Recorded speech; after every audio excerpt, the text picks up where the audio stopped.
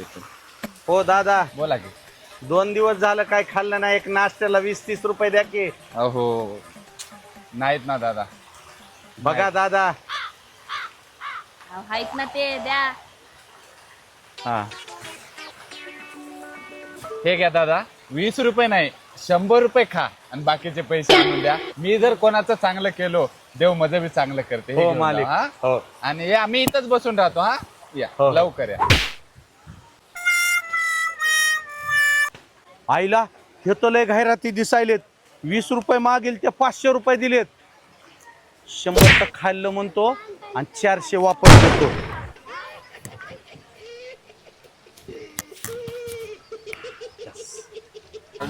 नमस्कार मॅम. आल्या.